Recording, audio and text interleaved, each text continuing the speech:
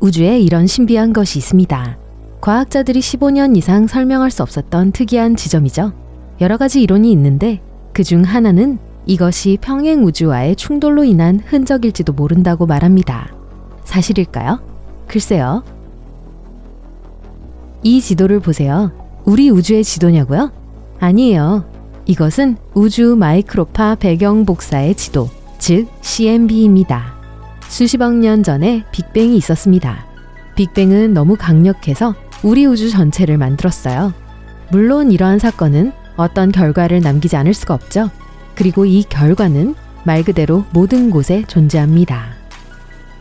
빅뱅은 우리가 CMB로 알고 있는 전자기 방사선을 남겼습니다.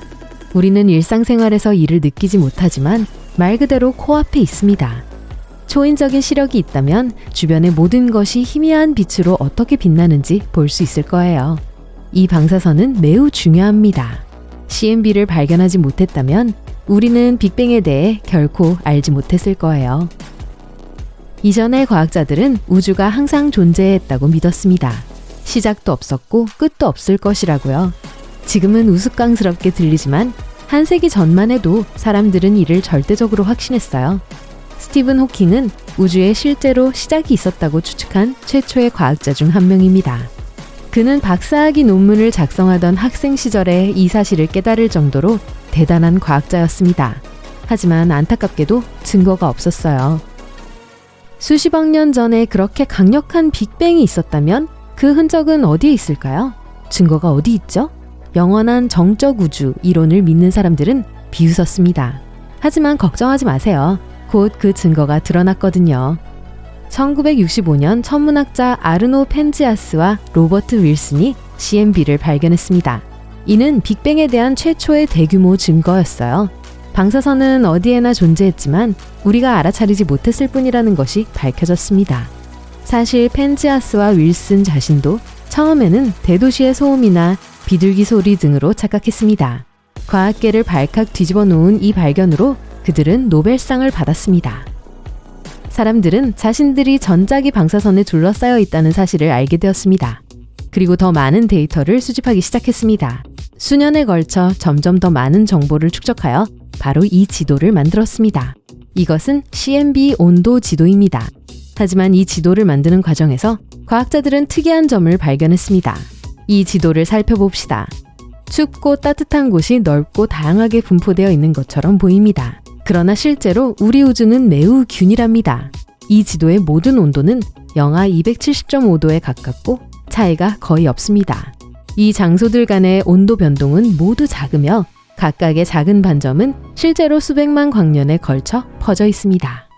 그래서 세상의 모든 것은 매우 평온하고 안정적입니다. 한 가지만 빼고요. 바로 여기 이 콜드 스팟입니다. 천문학자들은 2004년에 이곳을 처음 발견했습니다. 처음에는 별다른 특이점이 없어 보였어요. 단지 마이크로 켈빈의 온도가 평균보다 몇 도 낮은 지역일 뿐이었죠. 그런데 우린 작은 지역에 대해 이야기하는 것이 아니에요. 이곳은 대규모 추운 지역입니다. 말 그대로 수십억 광년 크기죠. 잠깐만요. 과학자들은 생각했습니다. 그럴 리가 없어요. 우주는 모든 곳에서 일관성이 있어야 합니다. 우리의 표준 모델에 따르면 이 콜드 스팟은 존재해서는 안 됩니다. 하지만 존재해요. 단순한 수학적 오류가 아닙니다. 여기 있어요. 그렇다면 이 콜드 스팟은 무엇일까요? 어떻게 나타났을까요? 천문학자들은 수년 동안 이 질문에 대한 답을 찾기 위해 노력해왔습니다. 지금도 몇 가지 이론이 있을 뿐입니다. 이 이론에 대해 알아봅시다. 이론 1. 우주 질감. 이 아이디어는 2007년 말에 제기되었습니다. 당시 과학자들은 이 콜드 스팟이 우주의 언덕일 수 있다고 제안했습니다. 즉, 우주 질감의 일부로 울퉁불퉁한 영역이라는 거죠. 하지만 어리석은 설명이었기 때문에 이 이론은 곧 무시됐어요. 이론 2. 슈퍼보이드. 이 가설은 한동안 가장 그럴듯하다고 여겨졌습니다. 콜드 스팟이 실제로는 슈퍼보이드라고 불리는 곳이라고 주장했어요. 은하가 거의 없는 우리 우주에 무섭고 어두운 곳입니다. 아무것도 없는 텅 빈 지역이기 때문에 우리에게는 차갑게 보이죠. 그러나 이 이론은 2017년 5월에 반박되었습니다. 콜드 스팟을 면밀히 조사한 결과 과학자들은 그곳에 슈퍼보이드의 흔적이 없다는 것을 발견했습니다. 게다가 실제로 존재하는 보이드와 슈퍼보이드는 여전히 크기가 매우 작습니다. 콜드스팟은 그것들보다 수천 배 더 커요. 따라서 다른 설명이 있을 거예요. 한 가지가 있습니다. 가장 기괴한 설명일 거예요. 이론 3. 평행우주. 우주학자이자 이론물리학자인 로라 메르시니 휴트는 이 논란의 여지가 있는 아이디어를 제시했습니다.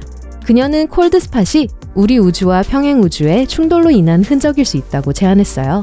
표준 우주론으로는 이 거대한 우주구멍을 설명할 수 없습니다. 라고 메르시니 휴트는 말합니다. 이것은 우리 우주의 가장자리 너머에 있는 다른 우주의 명백한 흔적입니다. 그녀의 가정은 다중우주 이론에 근거합니다.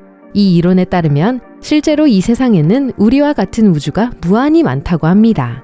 이 우주들은 끊임없이 서로 충돌하면서 서로에게 밀어내기를 하여 새로운 빅뱅을 일으킨다고 해요. 그렇다면 콜드스팟은 그러한 충돌로 인한 멍이 아닐까요? 양자역학에서는 이런 황당한 이론이 꽤 흔합니다. 하지만 표준 물리학이나 세상에 대한 우리의 단순한 이해에 비추어 볼 때 이것은 획기적인 일입니다. 물론 강력한 증거가 필요하죠. 그래서 메르시니 휴튼의 연구팀이 그 작업을 시작했습니다. 더럼 대학교의 외계 천문학센터의 톰 생크스 교수도 이 연구에 참여하고 있습니다.